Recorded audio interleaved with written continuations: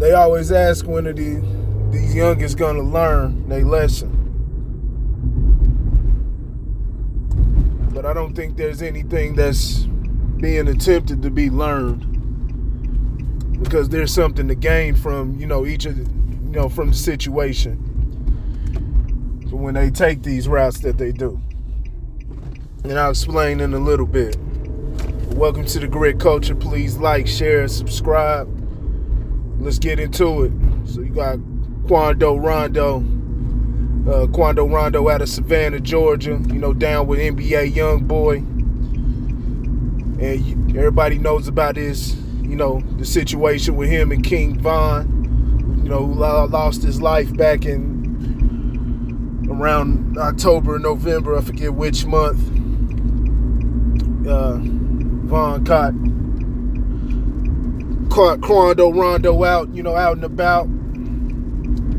They had beef for a little while, had a back and forth between the two, the NBA YoungBoy crew and the OTF crew from Chicago.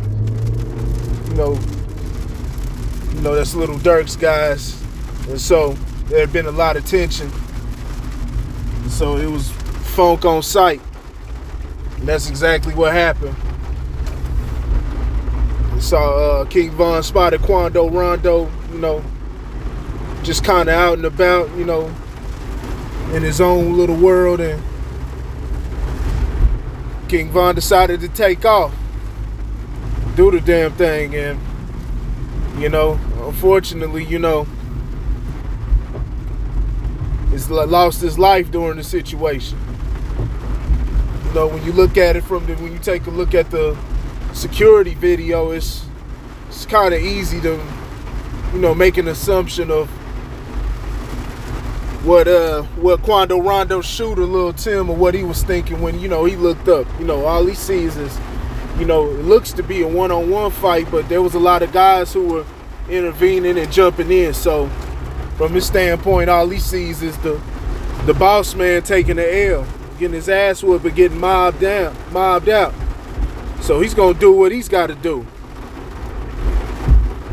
And that's exactly what happened.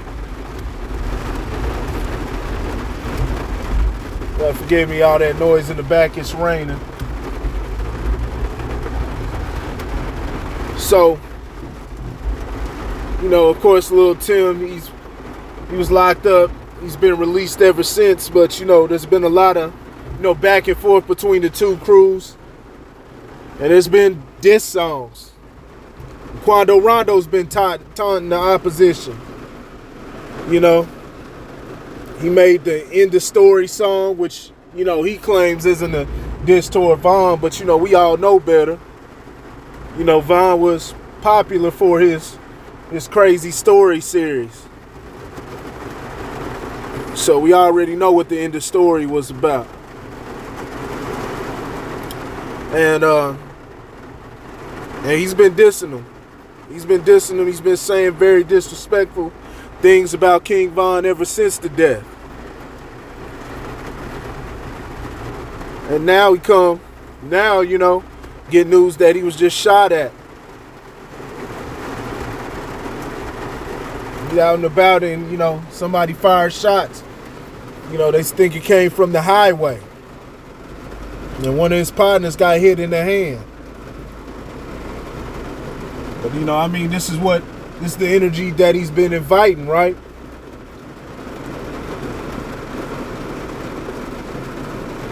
It's the energy he's been inviting. Why do these artists do this type of thing? Knowing that their lives on the line, a lot of them have children, families, people who love them. Why do they continue to entertain death, knowing that they're not bulletproof? Well, it's simple. Simple reason why. There's a lot to gain from it. Beef has always been marketable. Everybody loves to see a car crash. In a figurative sense. Everybody loves to see, a car crash. They love to see, opposition. They love to see two, people collide. It generates money. I mean, just check the views on YouTube. I mean, you got these guys, these guys out of Jacksonville, Florida, the Youngin Ace guys and the Julio Fulio, and they dissing, they going viral, dissing dead homies and the whole, putting the pictures and dancing on gravestones and different things like that. This is all something that's become very popular ever since, ever since the drill music came on the scene from Chicago. They've popularized that. Not saying they the first people to ever do that, that's dead homies, but it's become a popular thing. It's become normalized because these artists are recognizing that, hey, it's going to bring in the dollars. So it's a risk they're willing to take. Not just them, but up and coming artists, in their city. These guys know they're not bulletproof. They know they got to move a certain way. But they know keeping it friendly and keeping it, just ho-hum, that's not going to generate the views. That's not going to bring any attention in their direction. So they're willing to take that risk. They're willing to take the gamble and gamble their life on it. And maybe there'll be a payoff.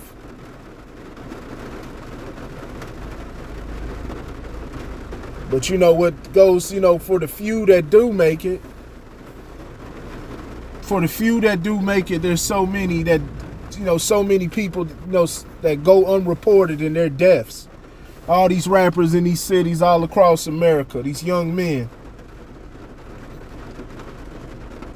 They're trying to find a way out.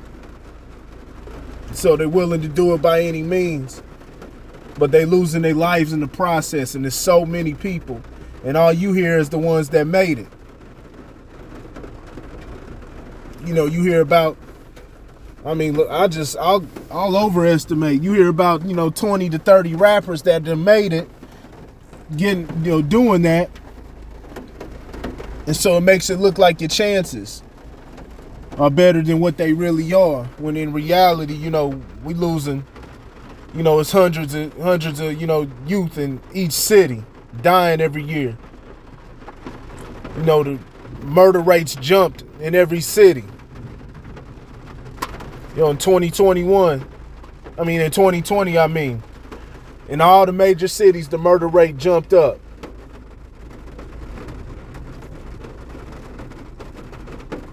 People think it's cool to be disrespectful, but like I said, you can't hate the player, hate the game.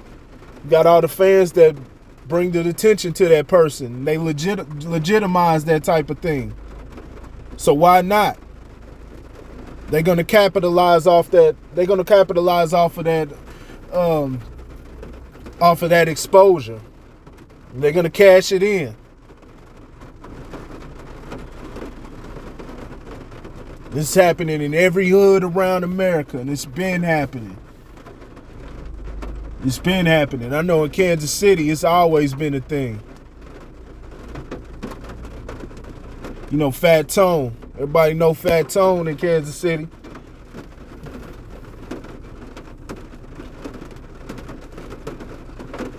He was super disrespectful. He was cold on the microphone, but they knew he was super disrespectful, didn't give a fuck. Willing to go out the window, but there's a price that goes along with that. Now, he met his fate. The way he met his fate was basically off of misunderstanding, but like I said, when you have a certain reputation around you and, people start, putting words in your mouth, or, a lot of stuff gets misconstrued, what you said, you already had that aura around you. But that's what made him famous. That's what makes a lot of guys famous. They looked at as the toughest. You know what I'm saying? And like I said, they're going to bring the clicks. They're going to bring the shock value. So it's definitely something we got to think about. And, like I said, but, these guys, and we know what those Quando Rondo interviews have been about. He's basically, that's for the court. He's not trying to, look like a punk or anything or act like a victim, but he's got to display himself to be that for the court. You know, it's very easy to see. It looks like he got a lot of guys, and he got a team that's with it. But like I said, you know, and a lot of times in these beefs and stuff like that, it's not even the rapper who loses his life. It's the people around him.